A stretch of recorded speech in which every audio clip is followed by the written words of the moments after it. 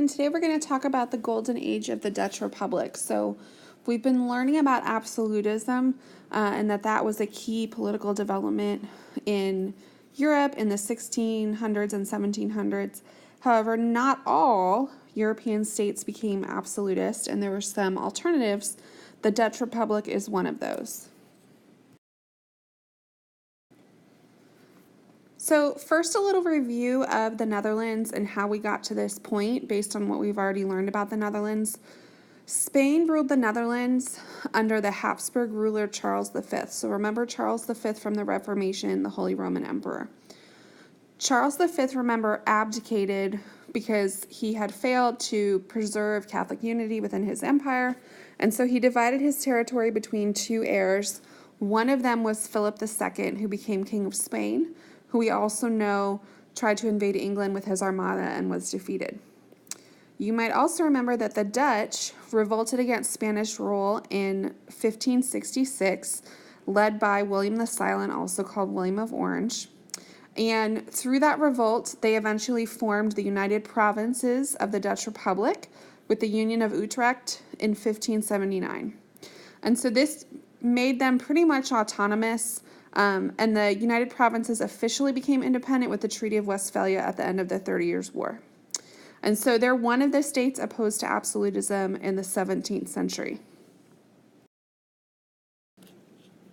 So this just shows you what I just talked about. Charles V abdicated in 1556 and divided his empire. The orange were the Spanish Habsburg lands, and you can see it includes the Iberian Peninsula, parts of Italy, and then the Netherlands, or the Low Countries up there in Northern Europe. So it became officially the Netherlands as of 1609, and the United Provinces, which is the purple area on the map, developed a republic. The Spanish Netherlands, the southern part, remained under absolute rule with Philip III. And that mostly part of it became like the Netherlands today, but also Belgium and then Luxembourg. So here are just some basic characteristics of the golden age of the Dutch Republic. The golden age of the Dutch Republic is pretty much the 1600s, and some key characteristics: they had a republican government in the midst of a mostly absolutist Europe, so surrounded in a lot of cases by absolute rulers. They had a stable, thriving economy, and we're going to talk about that. They had some religious toleration, so you might remember one of the reasons that the Dutch revolted under Philip II of Spain was because they were Calvinist and he wanted them to be Catholic. And so they still were Calvinist, but they also had religious toleration, which we'll talk about, and pluralism. So pluralism is the idea that we can have more than one religion existing in a place at the same time, and people are coexisting of different religions. They're also open to new intellectual thought, and it's also the golden age of Dutch painting.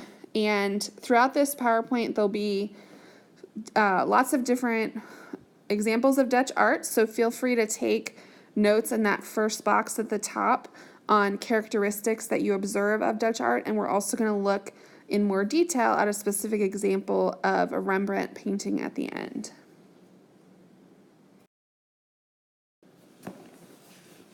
Now we're going to talk about the government of the Dutch Republic. I think it's important to note what a republic is.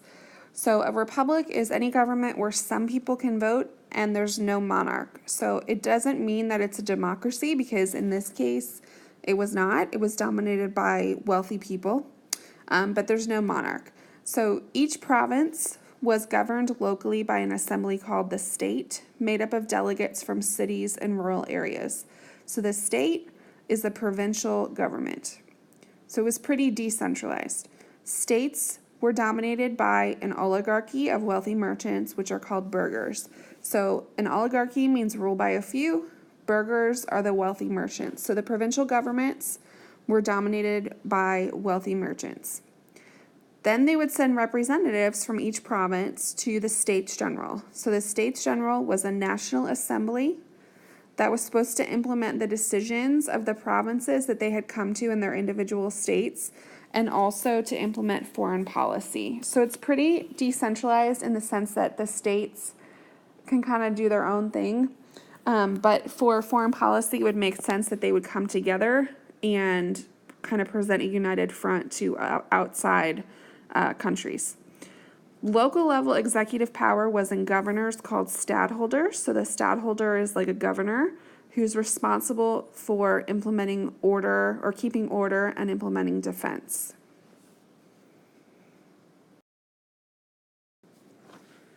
The largest of the provinces and the most populous was Holland. So a lot of times we use Holland and the Netherlands interchangeably, but Holland is actually a part of the Netherlands. And they kind of emerged as the informal leader of the Netherlands, especially in foreign policy. And the Orange family controlled the stadtholder position in several provinces. So they are a wealthy family who gained a lot of political prominence. And the Orange family actually tried unsuccessfully to convert the Netherlands into a hereditary monarchy. But the reason I even mention them is because later this week we're going to learn about England and the Glorious Revolution, which you've probably already done some reading on. And you see this name William of Orange. William of Orange was from this wealthy, prominent family in the Netherlands, and he actually became King of England, which we'll talk about with the Glorious Revolution.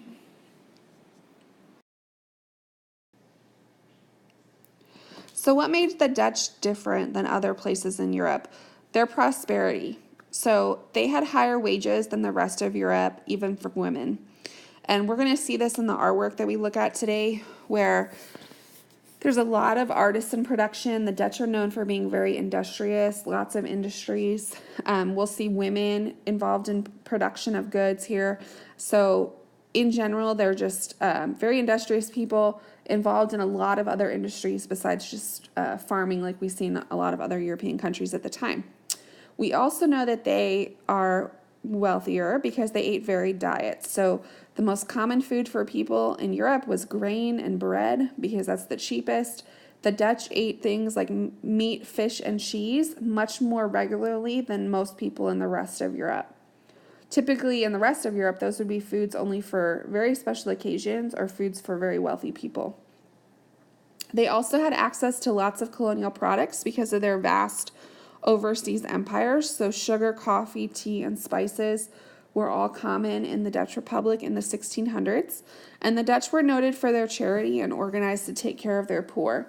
This is something else that's pretty uncommon in Europe at the time because the common view towards the poor is that it's their fault that they're poor, like they must have done something or been sinful or not worked hard, and that's why they're in this plight. And so people didn't really feel the need to help them, but the Dutch do organize charities and through churches and different organizations to help the poor.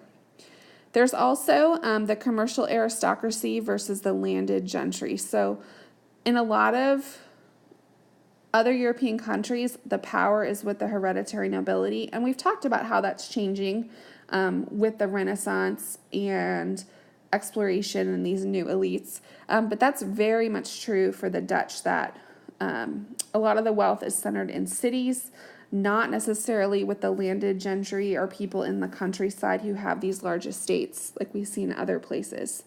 They're also noted for their Protestant moderation, and we'll talk about that as we go through. The Dutch are Calvinist, and so if we remember about John Calvin and his consistory and his community in Geneva, Switzerland, he was all about acting correctly, not doing immoral things, and living a moderate life. And so we'll look at that. So the Dutch economy is in a lot of ways shaped by the Dutch overseas empire at this time. So remember that the Dutch came in and really in a lot of ways pushed out the Portuguese on some of these trade routes because the Portuguese were the first to really go to India and Southeast Asia, where they got all these different spices and exotic products. But the Dutch come in with their joint stock companies, and they're very organized, and they have better financing, and they start to take over these areas. So you can see that on the map, the green areas under Dutch control, that they control a lot of Indonesia. And that little port, you can see on there, Malacca, where they control control the Strait of Malacca. That's a really key area because that was the way that people got when they're in the Indian Ocean through Indonesia and over to China and other places over there. And you can also see that they're connected to the rest of the Europeans for trade, to India, all different places. The Dutch also were in the New World, at least for a little while. So they controlled what is today New York City, which was originally called New Amsterdam until they were pushed out by the British.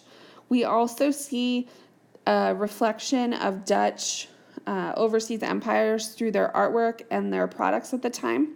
So you can see artwork featured exotic people to the Dutch, exotic animals. The picture at the bottom of the ship is based off a Japanese print here. And then we also have the Delftware that the Dutch are really known for, this blue and white ceramics. And you can see here that they're depicting like people in a tropical location working. The Dutch were masters of shipping. They were good at building ships. They were good at running shipping businesses. By the 1630s, the Dutch Republic had at least 2,500 ships, which controlled half of Europe's shipping. And this is an illustration of the shipyard of the Dutch East India Company. The key type of Dutch ship that they used was called the Vloot, which had a lot of room for products in the bottom. That was what it was made for. Up until this time, a lot of other countries were using ships that, like, they converted back and forth between warships and cargo ships, but the Dutch really focused on building ships that could carry the maximum amount of products. Another thing that the Dutch are known for, which helped them to be more industrious, was reclaimed land. So the Dutch use a system called polders and dikes. So polder is Polder, and dike is Dike. So if you look at the map, all of the area that is blue here is area that actually should be below sea level, but the Dutch have reclaimed it. And they actually use this in World War II and other times throughout history where they would actually open their dikes and their dams and let the water flood intentionally to, like, get rid of enemies. That's what they did during World War II. But anyways, what they used here, the dike is like the raised land part. So you can see here that there's raised land holding that water back. And then the reclaimed land, or the low flat part, is the polder, which is reclaimed land. The Dutch are known for their windmills, which they use to pump water out of their fields and keep it in the dikes or the canals where they needed it to go. So they were able to reclaim a tremendous amount of farmland, which also really helped their economy. The Dutch were also very involved in banking and investment. So this is an illustration of the first stock market called the Bourse, which was in Amsterdam. And so this was a place where people could actually come and buy and sell stocks in different companies. So there's no way for me to embed the videos with this particular program that I'm using. So you can pause here and watch this video on Tulip Mania and then come back and keep going on this video. So this is a painting showing one take on Tulip Mania, and you can see that the people here are represented by monkeys hoarding tulips. So it's just a commentary on the fact that in a lot of ways this Tulip Mania was really silly, but it's also, I think, still a good thing to think about in terms of how into investment and stocks and all those sorts of things that the Dutch were. And so they're very involved in creating new economic institutions to really further their economy, even though this particular one failed. We can also see a lot about the Dutch economy through the artwork of the time.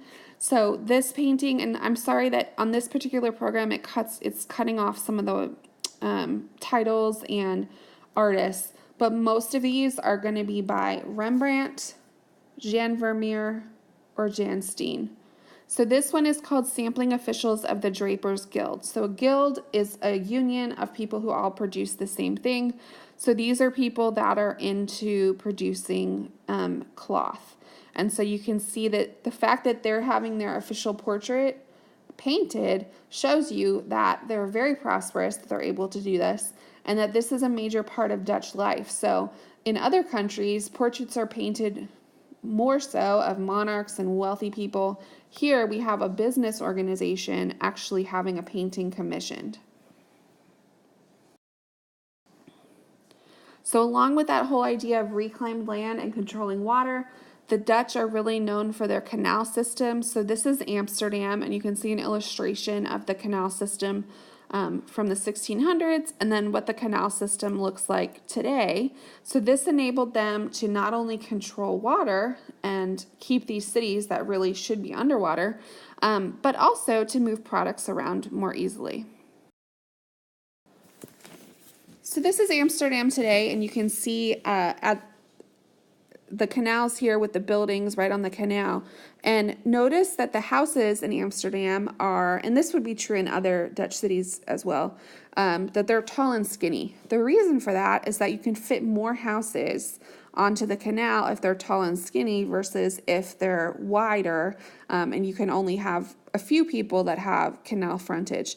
At this time, in the 1600s, the houses would have been right up on the canal. So you can see now there's like a road in front, but they would have been much closer to the canal. And a lot of them, in the picture on the left, you can see have these posts coming out from the top and the hooks under that. And this is because the boats could pull up right in front of the house. They could use that as a pulley system to take the products up. So a lot of people had a storefront on the bottom of their home. They lived in the middle of the house, and then at the top, they use that as warehouse space. So that's why they have this pulley system and these hooks so that they could hoist the goods up and down out of the top of the home. And if you know the story of Anne Frank, they were hiding in the hidden annex, like up in the top, which would have been like a warehouse space or space that was not typically used. Then they had the business on the first floor. We also see a lot of Dutch painting from this time that are called genre paintings. And so these are paintings of industry and daily life, and they really are in a lot of ways unique to the Dutch Republic, where we're painting people actually engaged in business. And remember, I also said that women were actively involved in industry as well. So here we see a woman, this is called the lace maker, producing lace. Here's another one, the lace maker, I believe, by Jan Vermeer.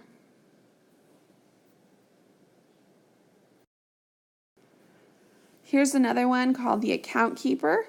So somebody who's actually engaged in keeping the books for the business. And one thing that I think is really cool about this painting also, besides just that, is you can see the early map of the world on the back. Like, look at the Americas and how they're not quite filled in. But it really just shows you how important overseas trade was for the Dutch, that this would be included in a painting. Here's another one, woman holding a balance, so weighing out precious metals and other products. This is a painting of Delft, which is the famous Dutch city where they have their blue and white pottery from that you see here, which is inspired, by the way, by the Chinese and their porcelain. So it shows, again, the influence of overseas trade. So here are just some of the industries that the Dutch were involved in, and you don't have to put all of them down. You can put just a few examples.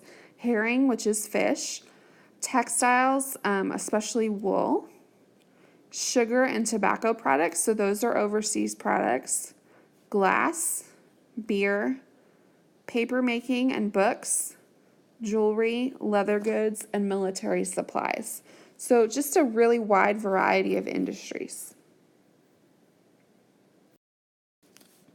The Dutch were also known for their religious toleration. So if you think about where were religious refugees coming from, one thing that might come to mind is from France.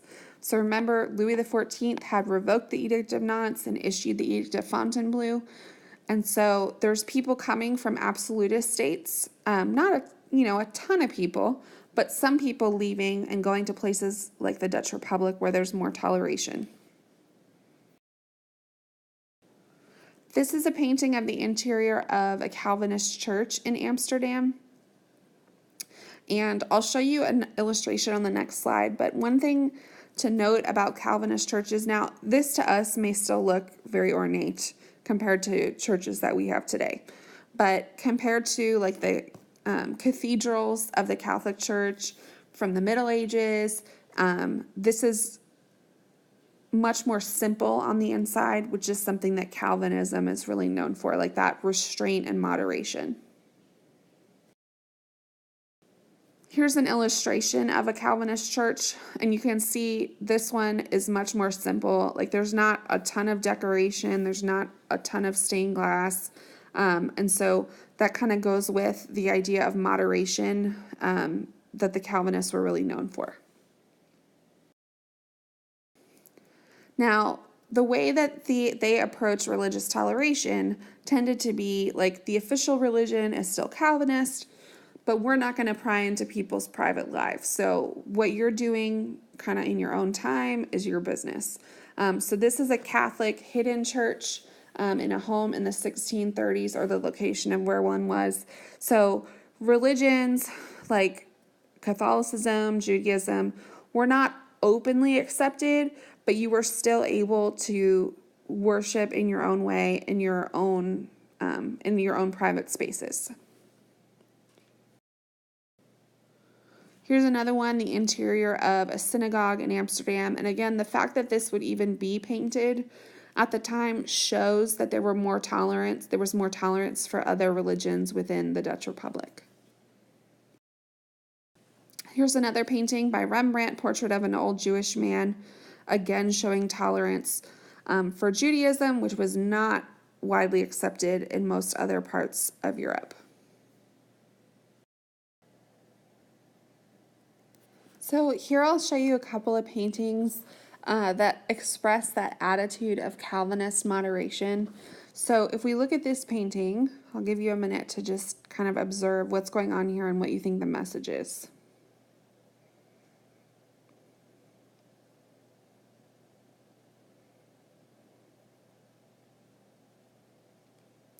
So these people are probably not living in moderation. They have like pretty fancy clothes on.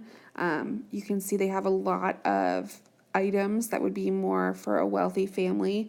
They're maybe drinking a little bit too much, and you can see what's happening. Things are kind of falling into chaos here. Like the dog is eating food off the table, nobody's watching the baby over on the left. And so this is a painting that is expressing condemnation of living a lifestyle that's not in moderation. Here's another one, the same kind of thing, The Merry Family by Jan Steen.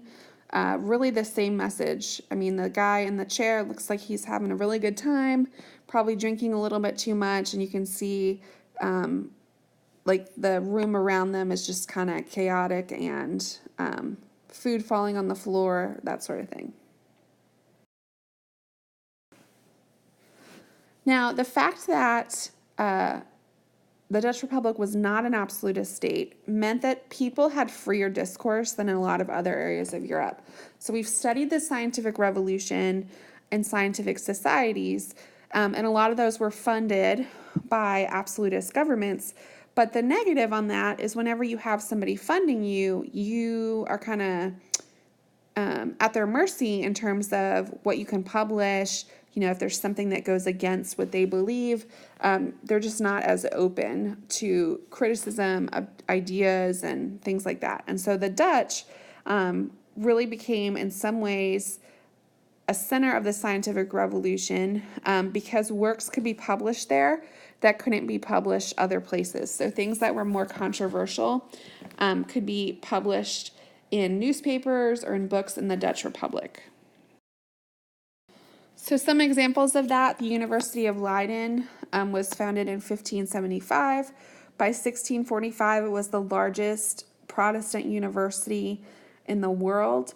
And the fact that the Dutch had a more decentralized political system meant that even though they were mostly Calvinist, like the church didn't have a full hold on education in the country as, say, the Catholic Church often did in other countries in Europe. Another example, René Descartes actually lived in Leiden for about 20 years because he's French, but this was a much freer environment than absolutist France. Dutch scientists also worked on things such as the telescope, wave theory of light,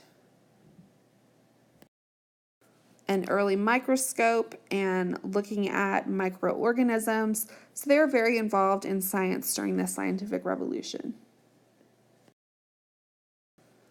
Here's a famous painting called The Anatomy Lecture of Dr. Tulp by Rembrandt. And you can see here, again, the fact that we have a painting of this where somebody is actually performing a dissection on a cadaver, and that the Dutch were so interested in these types of things that this would be something that would be commissioned, really speaks to what the Dutch valued. I like this painting also because it shows the Calvinist dress of the Dutch that they favored. So you can see, compared to people, like when we look at, say, portraits of Louis XIV and other people throughout Europe, they have very simple clothing. So all black with just a white collar really represents the Calvinist mindset of moderation. And even though the Dutch were very prosperous, they frowned upon living in a way where you're really showing off your wealth. And we see that in this painting as well. And here's just a close-up of that. So again, this really shows how much they valued intellectual life. And then Dutch genre paintings, again, we looked at ones that show industry. They also have a lot of paintings that show their interest in the world and in science. So here we have The Astronomer by Jan Vermeer.